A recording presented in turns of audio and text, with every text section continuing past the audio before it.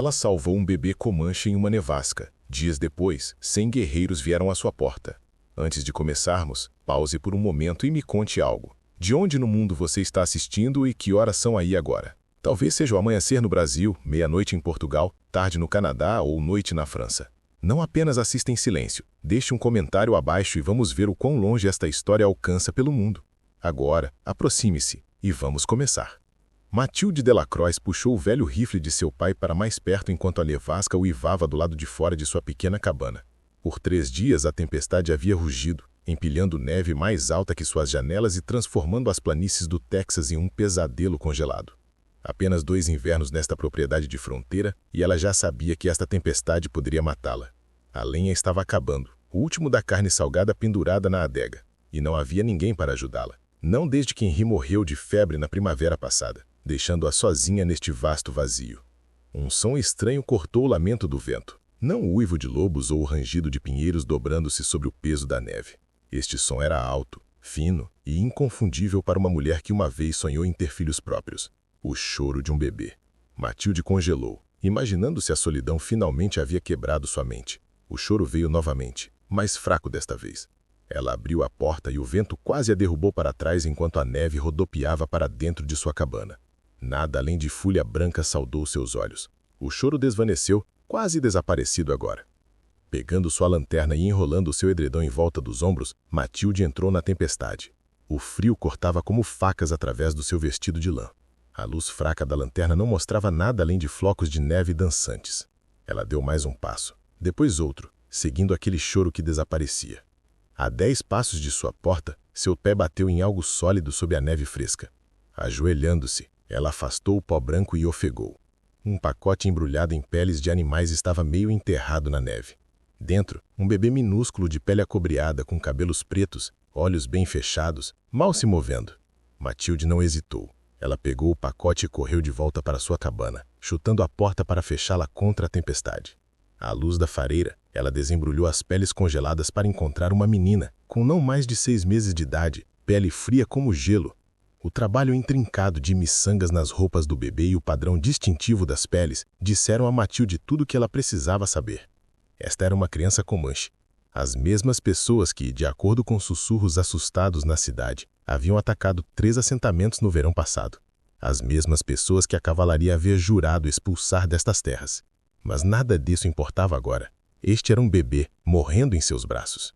Enquanto Mathilde trabalhou à noite, aquecendo a criança com o calor de seu corpo, pingando leite de cabra entre os pequenos lábios azuis, ela se perguntava o que havia acontecido. Nenhum Comanche abandonaria uma criança. Algo terrível deve ter acontecido. Talvez um grupo de caça pego pela tempestade repentina?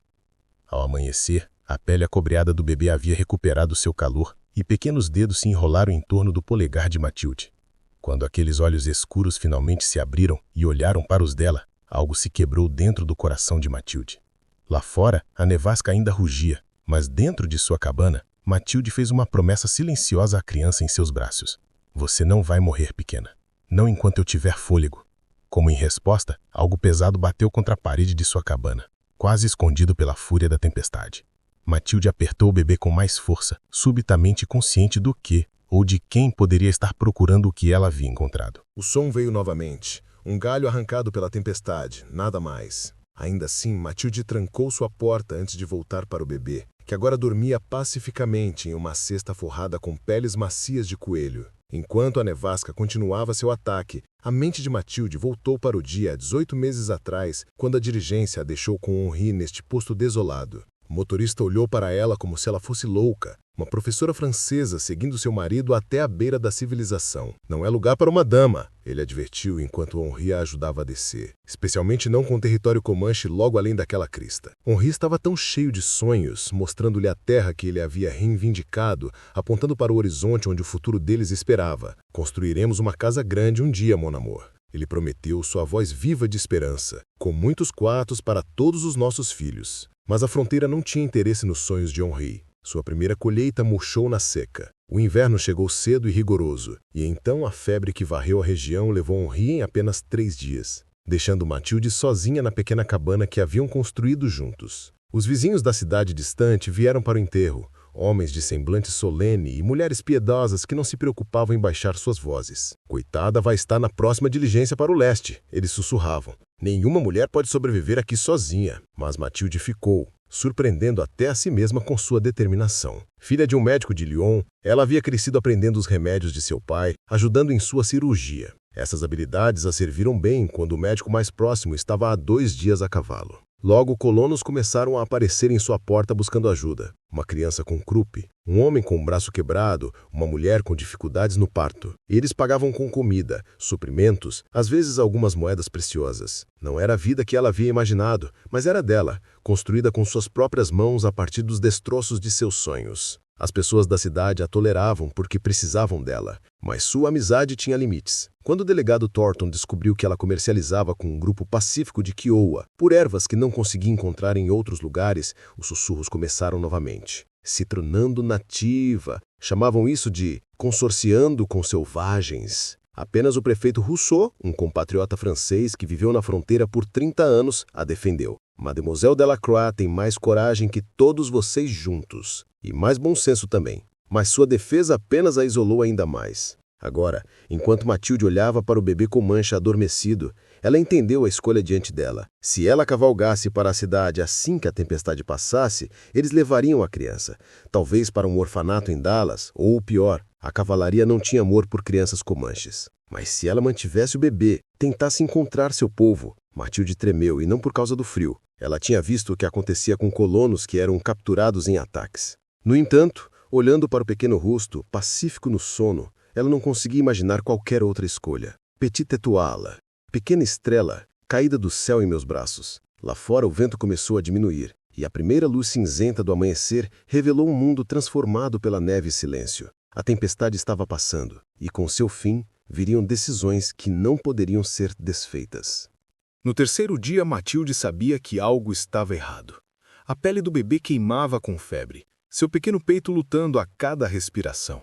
A nevasca havia passado, deixando para trás um mundo branco imaculado e frio amargo que congelava o balde de água perto da porta cada manhã.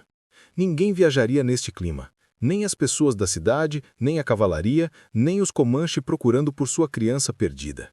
Elas estavam sozinhas e o bebê estava morrendo. Mathilde já tinha visto isso antes, a febre pulmonar que levava tantas crianças na fronteira. Sem o baú de medicamentos de seu pai, ela tinha apenas os remédios que podia fazer ela mesma. Ela derreteu neve para a água limpa e deixou de molho a última de sua preciosa casca de salgueiro para reduzir a febre. Ela esmagou sabugueiros secos colhidos no outono passado e misturou-os com mel da colmeia que Henri tinha descoberto em um carvalho oco. A cada hora, ela pingava pequenas quantidades entre os lábios rachados do bebê. Quando a respiração da criança tornou-se mais difícil, Mathilde aqueceu pedras planas no fogo, embrulhou-as em panos e colocou-as perto da cesta para criar vapor. Ela cantou as canções de ninar francesas que sua mãe cantava para ela, sua voz rachada de exaustão enquanto as horas se estendiam em dias. Na quarta noite, enquanto o fogo queimava abaixo e Mathilde lutava para ficar acordada, ela se viu falando com Henri como se estivesse sentado ao lado dela. Eu nem sei o nome dela, ela sussurrou, lágrimas escorrendo por suas bochechas. Nunca me senti tão impotente, mon amor, nem mesmo quando você estava morrendo. O bebê gemeu, e Mathilde ergueu o pequeno corpo em seus braços, tão leve, tão frágil. Por favor, ela sussurrou, embora não tivesse certeza para quem. Por favor, não a leve também. Como em resposta, os olhos do bebê se abriram, olhos escuros que pareciam conter todas as estrelas do céu noturno, e uma pequena mão se estendeu para tocar o rosto manchado de lágrimas de Mathilde. Pela manhã, a febre havia quebrado. O bebê tomou o leite avidamente e seu choro havia recuperado sua força. Mathilde chorou de alívio enquanto trocava os panos encharcados de suor por outros frescos. Você é uma lutadora, Petite Étoile, ela disse, seu coração inchando com um orgulho feroz que a surpreendeu. Ela não tinha se permitido ter esperança. Não realmente. Esperança era perigosa na fronteira.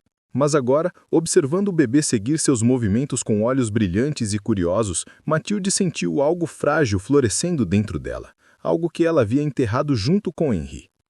Aventurando-se do lado de fora para recolher mais lenha, Mathilde parou para examinar a paisagem congelada. O sol refletia ofuscantemente na neve, transformando o mundo familiar em algo mágico e estranho à distância, muito além dos limites de sua pequena propriedade. Ela viu algo escuro contra o branco, uma figura solitária a cavalo, muito longe para distinguir claramente. Humano ou animal, amigo ou inimigo, impossível dizer. Mas enquanto ela observava, mão protegendo os olhos, a figura virou-se e desapareceu além da crista. Matilde permaneceu imóvel, repentinamente consciente de sua vulnerabilidade. Uma mulher sozinha com uma criança comanche a quilômetros de ajuda. Naquela noite, pela primeira vez desde que encontrou o bebê, ela dormiu com um rifle carregado de enria ao lado de sua cama. 5 dias após a tempestade, Matilde sabia que precisava de suprimentos. O bebê, a quem ela começou a chamar de Etoile, embora soubesse que a criança tinha outro nome em outra língua, estava prosperando agora, mas os estoques de comida de Matilde estavam perigosamente baixos. A jornada de 16 quilômetros até a cidade seria difícil através da neve profunda, mas necessária. Ela improvisou uma tipóia para carregar Etoile contra seu peito, envolveu ambas em todas as camadas que possuía e selou sua velha égua, Bijô.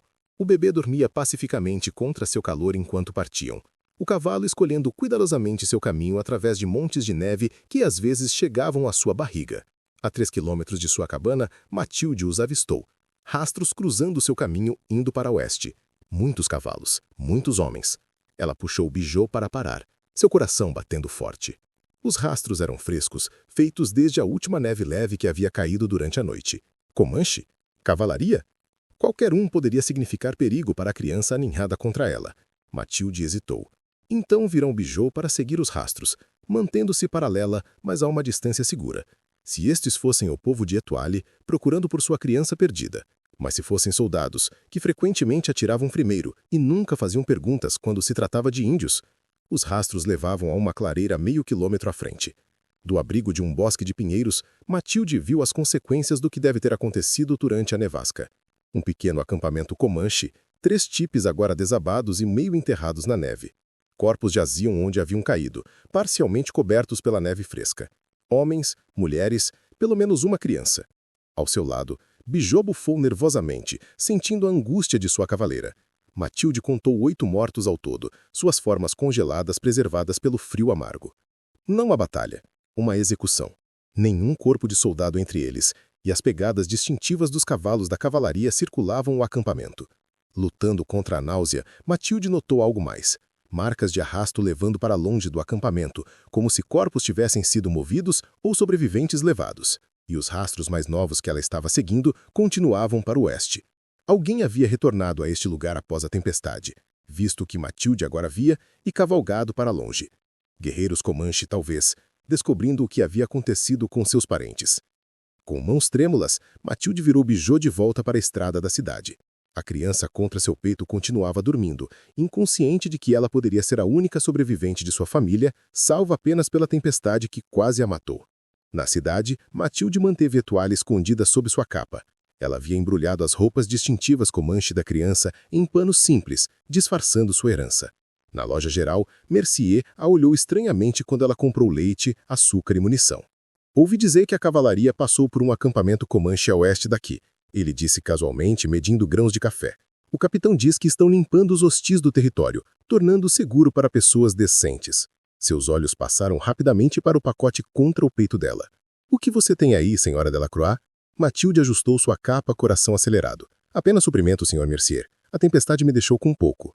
Quando ela se virou para sair, o prefeito Rousseau entrou, com seu rosto marcado pelo tempo grave. Matilde, uma palavra antes de você voltar para casa. Há cavaleiros que foram vistos perto do seu lugar, não a cavalaria. Seus olhos continham um aviso que ela não poderia interpretar mal. Tenha cuidado, ma chère. Estes são tempos perigosos. Enquanto Matilde cavalgava para casa, o sol de inverno já afundando em direção ao horizonte, ela sentiu olhos observando da linha do árvore, se humano ou animal, amigo ou inimigo, ela não podia dizer. Mas uma coisa era certa, seu segredo não permaneceria escondido por muito tempo. Matilde o avistou ao amanhecer, uma figura solitária em um pônei pintado, observando sua cabana da crista. Ela estava coletando neve fresca para derreter para a água quando um movimento chamou sua atenção. Ele não fez nenhuma tentativa de se esconder, sentado imóvel contra o céu pálido. As penas elaboradas em seu cabelo e a tinta vermelha riscando seu rosto marcavam claramente como Comanche. O sangue de Matilde congelou, mas ela se forçou a manter sua posição, levantando uma mão no que ela esperava ser um gesto pacífico. Após um longo momento, o guerreiro levantou sua lança em reconhecimento, então virou seu cavalo e desapareceu. Dentro, Etoile brincava com uma colher de madeira, gorgolejando feliz em um cobertor cozido do fogo. Na semana desde que Matilde encontrou, o bebê tinha ficado mais forte a cada dia. Ela começou a fazer sons que quase pareciam palavras, alcançando-o ansiosamente sempre que Matilde se aproximava. Alguém sabe que você está aqui, pequena? Matilde sussurrou, levantando a criança em seus braços. Alguém está observando.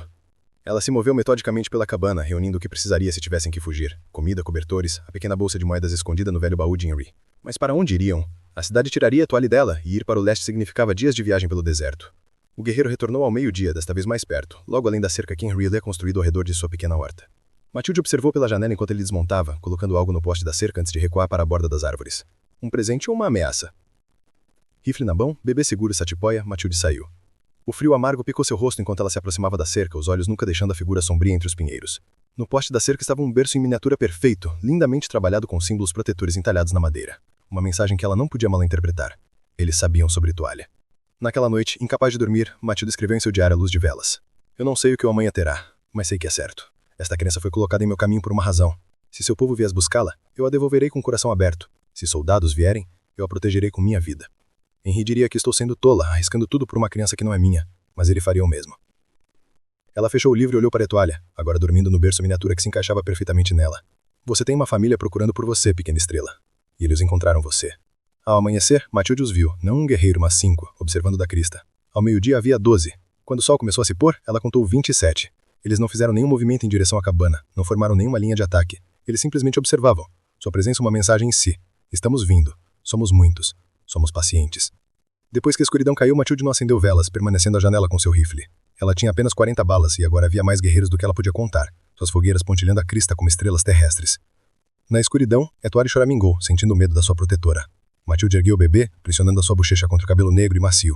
Eu prometo que você conhecerá seu povo, mas preciso saber que eles não vão machucá-la, ou a mim.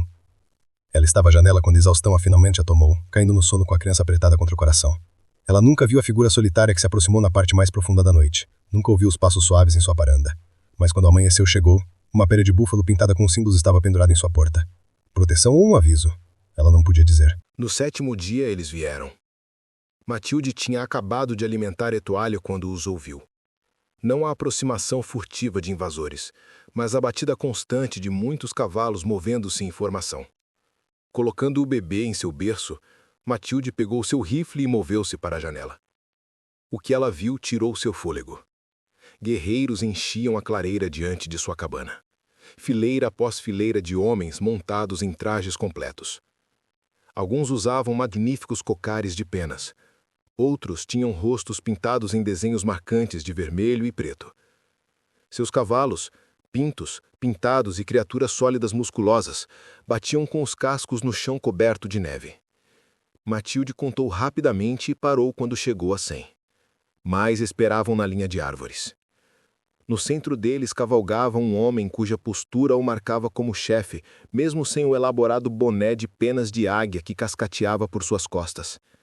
Ele ergueu uma mão e toda a companhia parou em perfeita união. O silêncio que se seguiu parecia pressionar contra os ouvidos de Matilde como uma força física. Ela pensou nas 40 balas em sua caixa de munição, na barricada lamentável que poderia fazer com seus móveis. Ela pensou em histórias contadas em vozes abafadas pela cidade, de mulheres levadas cativas, de torturas infligidas a colonos que resistiam. Ela pensou em correr pela porta dos fundos com Etoile, tentando alcançar o riacho onde poderiam se esconder. Tudo sem esperança. Em vez disso, Matilde fez a única coisa que fazia sentido para seu coração cansado. Ela colocou seu rifle contra a parede, ergueu Etoile do berço e a embrulhou no cobertor lindamente adornado com miçangos em que ela foi encontrada. Então ela abriu a porta da frente e pisou na varanda, segurando o bebê, onde todos podiam vê-la. Eu cuidei dela como se fosse minha, Matilde chamou, sua voz firme apesar de seu coração acelerado. Ela estava doente, mas está forte agora. Eu a devolvo ao seu povo com alegria. Os guerreiros permaneceram imóveis, seus rostos impassíveis. O chefe a estudou através de olhos estreitados, sua expressão ilegível. Um movimento à esquerda chamou a atenção de Matilde. uma mulher desmontando de um cavalo pintado. Ao contrário dos guerreiros, ela não usava tinta, seu cabelo preto pendurado em 2 longas tranças decoradas com pequenas conchas. Ela deu um passo à frente e os guerreiros se separaram para deixá-la passar. Quando ela se aproximou, Matilde viu o luto gravado em seu rosto de cobre, a esperança e o medo guerreando em seus olhos escuros. A mulher parou ao pé dos degraus da varanda, seu olhar fixo no pacote nos braços de Matilde. Etoile, como se sentindo algo importante, tinha ficado incomumente quieta, seus olhos brilhantes observando a estranha. Lentamente, com infinita gentileza, Matilde desceu os degraus e estendeu a criança. As mãos da mulher tremiam enquanto ela alcançava a criança. Quando Etoile estava segura em seus braços, ela pressionou seu rosto contra o do bebê, respirando seu cheiro, murmurando palavras que Matilde não conseguia entender, mas cujo significado era inconfundível para o coração de qualquer mulher. Mãe e filho reunidos. Lágrimas escorriam sem vergonha pelo rosto da mulher Comanche, enquanto ela olhava para Matilde. Ecupit-se-cupi. Ela disse suavemente, então tocou sua mão livre em seu peito. Numum, tabeium. Embora Matilde não entendesse as palavras, ela reconheceu sua apresentação. Ela colocou sua própria mão sobre o seu coração.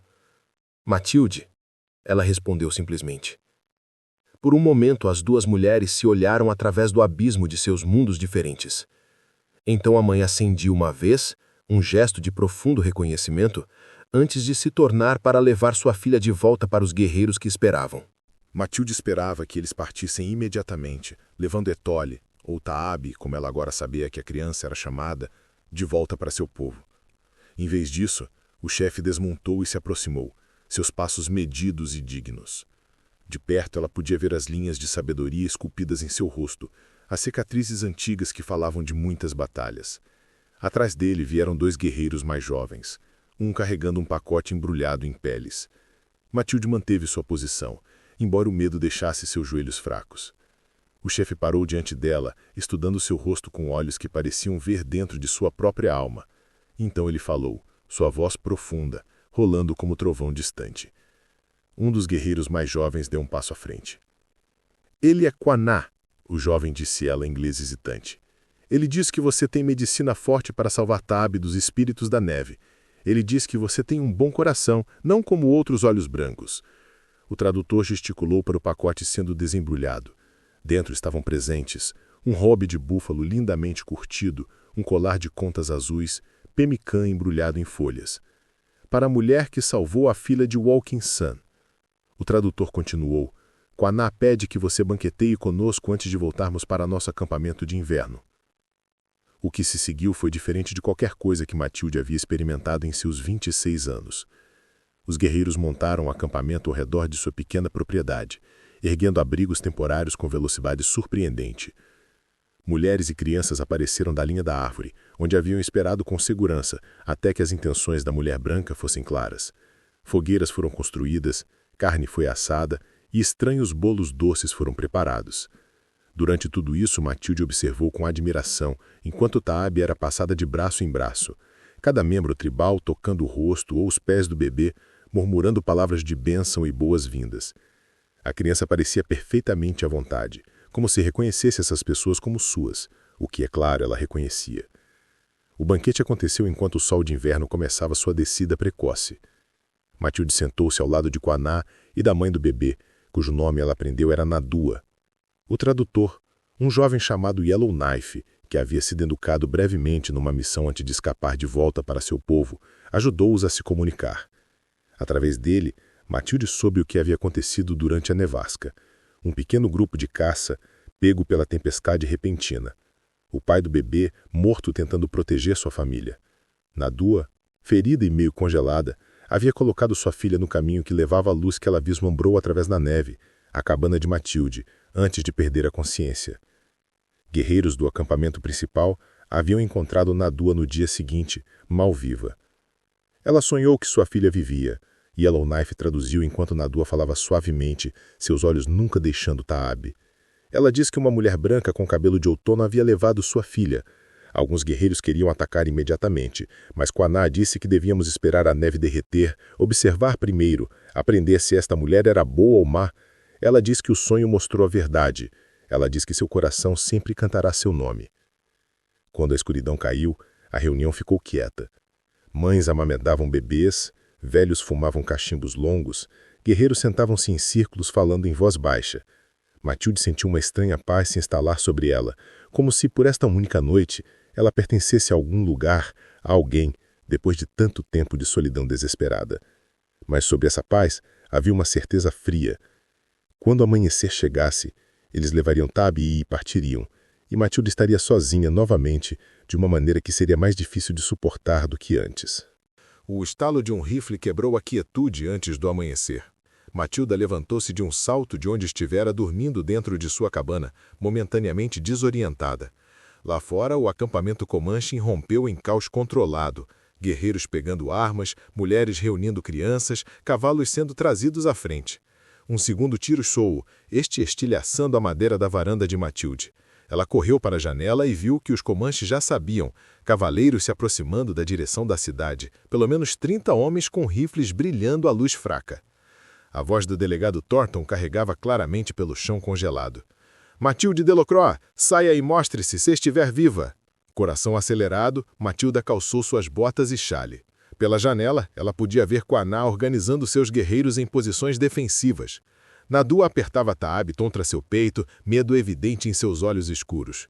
Isso era exatamente o que Matilda temia, a milícia da cidade vindo resgatá-la dos selvagens.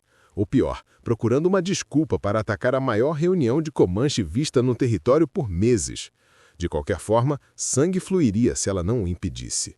Respirando fundo, ela pisou em sua varanda, mãos erguidas para mostrar que não carregava arma. "Estou aqui, delegado", ela chamou. "Estou ilesa." O delegado Thornton puxou seu cavalo para parar a 50 metros de sua cabana, seus homens se espalhando atrás dele. Seu bigode de guidão se contraiu com raiva mal contida enquanto ele inspecionava o acampamento Comanche. "Senhora Delacroix, afaste-se dessa varanda e venha em nossa direção, bem devagar", ele chamou. "Esses pagãos a tomaram cativa?" Matilda sentiu a presença de Quaná antes de vê-lo, o chefe movendo-se silenciosamente para ficar ao lado dela.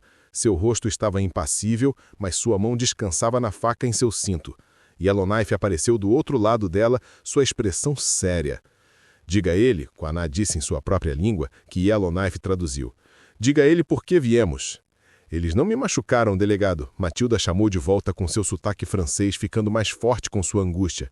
"Eles vieram recuperar uma criança que encontrei durante a nevasca, uma menina que teria morrido sem ajuda. Eu estava cuidando dela até que seu povo pudesse vir." Ela gesticulou em direção a Nadua, que havia se movido para frente com Taab, desafio e proteção maternal evidentes em sua postura. "A criança pertence à sua mãe. Eles trouxeram presentes para me agradecer, nada mais. Não há necessidade de violência aqui." O delegado Thornton cuspiu na neve. "O prefeito disse que você tinha se tornado nativa, mas eu não acreditei até agora. Abrigando hostis, ajudando o inimigo." Ele levantou sua voz para se dirigir a seus homens sem tirar os olhos de Matilde. "Parece que a senhora Delacroix escolheu seu lado, rapazes, e não é com os de sua própria espécie." Um murmúrio correu pelos milicianos, alguns assentindo em concordância, outros se movendo desconfortavelmente. Matilda reconheceu rostos entre eles, homens cujos filhos ela havia tratado por febre e cujas esposas ela havia ajudado em partos difíceis. Eles realmente atirariam nela. Em mulheres e crianças cujo único crime era vir clamar um de seus. A tensão esticou-se como uma corda de arco puxada com muita força. Atrás da milícia, mais cavaleiros apareceram. O prefeito Rousseau à frente, acompanhado por vários dos principais cidadãos da cidade. O rosto do prefeito estava grave enquanto ele urgia seu cavalo para a frente, ignorando o aviso de Thornton para ficar para trás. "Matilde", chamou pelo primeiro nome como sempre fazia, reconhecendo sua herança compartilhada. "A cavalaria está a meio-dia atrás de nós. O capitão mandou dizer que estão vindo para terminar o trabalho que começaram no acampamento Comanche antes da nevasca." Seus olhos moveram para Quaná, então de volta para Matilde. "Não há tempo para explicações. Essas pessoas devem ir, agora, se quiserem viver." Enquanto suas palavras eram traduzidas, Matilda sentiu o mundo mover sobre seus pés. A ameaça não era apenas da milícia da cidade, era de soldados treinados que já haviam massacrado um acampamento Comanche e fariam o mesmo ansiosamente com este encontro maior. Ela olhou para Taabe, para os rostos das outras crianças que dormiram pacificamente ao redor de sua cabana poucas horas antes. Então ela tomou sua decisão. Vou com eles, Matilde disse, sua voz carregando no ar nítido da manhã. Um murmúrio chocado correu pelos milicianos. As sobrancelhas espessas do prefeito Rousseau se ergueram, mas o entendimento surgiu em seu rosto marcado pelo tempo. O delegado Thornton xingou alto. Isso é traição, mulher! Tomando partido com hostis contra seu próprio povo? Ele levantou seu rifle, mas o prefeito Rousseau empurrou o cano para baixo. Pense cuidadosamente, Thornton, o prefeito advertiu. Esta mulher salvou metade das crianças na cidade com seus medicamentos. Você faria dela uma mártir? O rosto do delegado contorceu-se de raiva, mas ele hesitou. Quana já havia dado ordens, seus guerreiros movendo-se com eficiência praticada para levantar acampamento.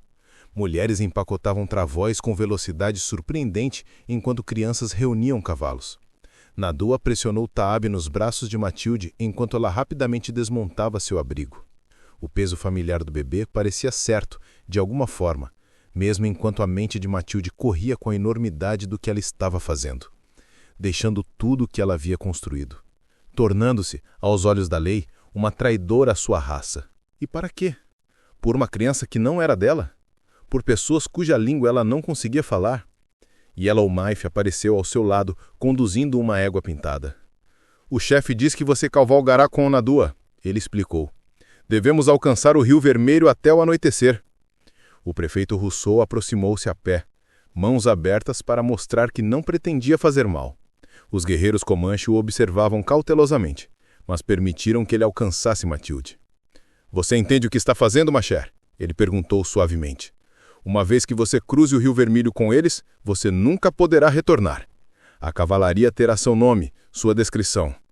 Matilde olhou para sua pequena cabana, o lar que ela e Henri haviam construído com tanta esperança.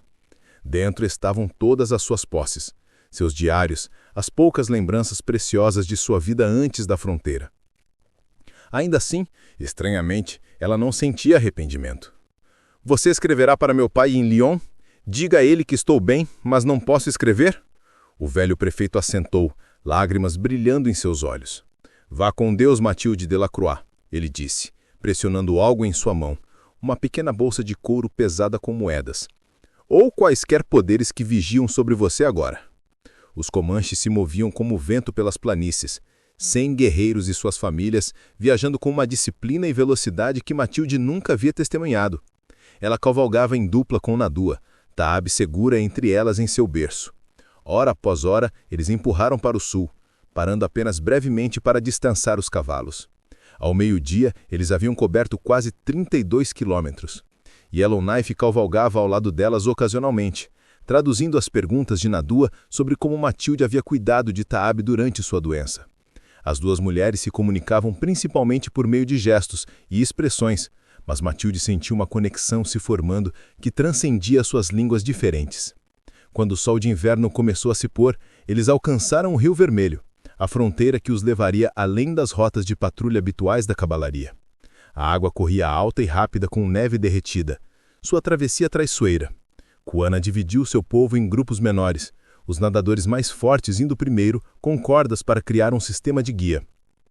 Matilde observou com admiração como essas pessoas, que ela havia sido ensinado a temer, demonstravam coragem e engenhosidade que humilhariam o mais realizado pioneiro. Quando chegou a vez delas, Nadua colocou Taabe segura nos braços de Matilde e envolveu as duas no hobby de búfalo que ela havia recebido de presente. Taabe, Nadua disse claramente.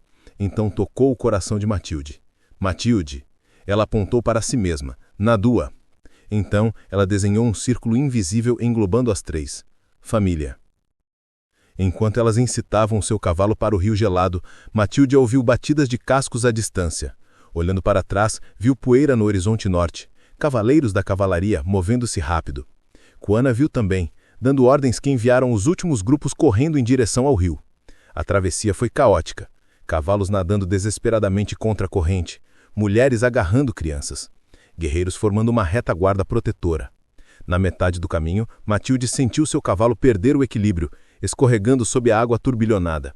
Ela teve tempo suficiente para erguer Taabe bem alto acima de sua cabeça antes que a correnteza a arrastasse da sela. A água gelada fechou-se sobre sua cabeça enquanto o rio a puxava para baixo, o nome de Henri nas suas libras, enquanto a escuridão a reclamava. Matilde acordou para a luz do fogo e sons desconhecidos. Canto suave, em uma língua que ela não entendia, o relinchar distante de cavalos, o crepitar de várias fogueiras. Por um momento, ela pensou que havia morrido e ido para algum estranho além. Então a dor trouxe clareza. Seus pulmões queimavam, seu corpo doía e sua cabeça latejava onde havia batido em algo no rio. Ela estava deitada dentro de um tipi, envolta em roubes de búfalo, suas roupas molhadas substituídas por um vestido macio de pele de gamo. Ao seu lado, Naduá estava sentada moendo ervas em uma pequena tigela de pedra, cantando suavemente. Quando ela viu os olhos de Matilde se abrirem, ela chamou, e Yellowknife entrou pela abertura do tipi. "Você vive?" ele disse simplesmente. Quanar disse que sua medicina era forte demais para os espíritos do rio levarem você. Ele explicou como um irmão de Naduá havia puxado Matilde da água rio abaixo, como eles haviam trabalhado para aquecer seu corpo quase congelado, como o Quaná havia insistido em esperar um dia extra antes de continuar sua jornada para garantir que ela pudesse viajar. Os casacos azuis alcançaram o rio logo após o pôr do sol, Yellowknife acrescentou. Eles atiraram muitas vezes, mas já estávamos do outro lado. Eles não seguiram. Matilde tentou se sentar, medo repentino apertando seu coração. "Tabe?" ela perguntou roucamente. Em resposta, Naduá levantou um pacote de um berço perto do fogo. Os olhos brilhantes de Tabe encontraram os de Matilde, e o bebê deu um gorgolejo feliz, estendendo as mãos com dedos pequenos. 6 luas se passaram. A primavera suavizou-se em verão, o verão ardeu em outono. Matilde aprendeu a montar um tipi em minutos, a curtir peles até que ficassem macias como manteiga, a encontrar plantas que os comanches usavam para medicina, algumas familiares dos ensinamentos de seu pai, outras inteiramente novas. Seu cabelo vermelho, incomum entre a tribo, era frequentemente tocado por crianças curiosas que lhe deram o nome de Mulher do Cabelo de Fogo. Ela lutou com a língua, mas dominou palavras suficientes para necessidades diárias. Mais importante, ela formou um vínculo com Naduá, que transcendia a fala. As duas mulheres criando Tabe juntas, cada uma trazendo conhecimento diferente, forças diferentes. Quanar, que liderava seu povo com sabedoria além de seus 30 anos, frequentemente buscava o conselho de Matilde sobre o mundo branco, seu pensamento, suas armas, sua fome interminável por terra. Em troca, ele ensinou a ela os caminhos Comanche, explicando que a sobrevivência exigia entender ambos os mundos agora. Os velhos dias estão passando, mas não desapareceremos. Mudaremos como o rio muda de curso, mas continua sendo o rio. Quando o outono chegou e o bando se preparou para a longa jornada aos campos de inverno, Quanar presenteou Matilde com seu próprio cavalo e uma contagem de inverno. Uma pintura em couro registrando a história tribal com um novo símbolo adicionado. Uma mulher de cabelo vermelho segurando uma criança acima de águas turbilhonantes. Na véspera de sua partida, Matilde sentou-se com Naduá do lado de fora de seu tipi, observando Taabe cambalear entre as fogueiras com pernas firmes. A criança tinha 2 nomes agora. Taabe entre os Comanche, Etoile, quando Matilde cantava canções de ninar francesas. Ela falava palavras de ambas as línguas, sua mente rápida absorvendo tudo. Ela tem sorte, Yellowknife disse, juntando-se a elas com carne fresca da caça noturna. Ela conhecerá ambos os mundos, caminhará entre eles. Ele hesitou, então acrescentou. Como você agora caminha entre Matilde dos 2 mundos. Naquela noite, enquanto as estrelas enchiam o vasto céu da pradaria, Matilde escreveu em seu novo diário, feito de páginas finas de pele de veado, um presente de Naduá. Ela escreveu em francês, descrevendo tudo o que estava aprendendo, tudo o que havia deixado para trás. Ela escreveu sobre seus medos para o futuro, à medida que os assentamentos brancos avançavam cada vez mais para o oeste. Ela escreveu sobre seu amor crescente por essas pessoas que a acolheram, tornando-a família quando ela não tinha nenhuma. Mas, principalmente, ela escreveu sobre Taabe, a criança de 2 mundos que havia mudado tudo. Eu não sei que caminho está à frente para ela, Matilde concluiu, mas eu percorrerei com ela pelo tempo que me for permitido. Alguns diriam que perdi tudo. Eles não entendem que, ao perder um mundo, ganhei outro. Ao fechar o diário, Taabe engatinhou para seu colo, olhos pesados de sono. Do outro lado do fogo, Naduá sorriu, um sorriso que não precisava de tradução. Matilde reuniu a criança perto, respirando seu cheiro doce, sentindo a batida constante do coração que havia lutado tão arduamente para viver. Lá fora, o vento noturno carregava os sons do acampamento. Conversas suaves, um tambor distante, a flauta de um guerreiro tocando uma melodia que parecia falar diretamente à sua alma. Matilde olhou para as estrelas brilhantes, as mesmas estrelas que brilhavam sobre sua distante França, sobre a pequena cabana do Texas que ela nunca mais veria. Mundos diferentes, conectados pelo mesmo céu. Assim como ela, Matilde Delacroix, uma vez uma viúva solitária em uma fronteira desolada, estava agora conectada a essa criança, a estas pessoas, pelos laços mais fortes de todos, aqueles forjados não pelo sangue, mas pela escolha, pelo amor, pela coragem de alcançar através de fronteiras que outros temiam cruzar, pela sabedoria de ver que, no final, havia apenas um mundo, e todos nós caminhávamos por seus caminhos juntos.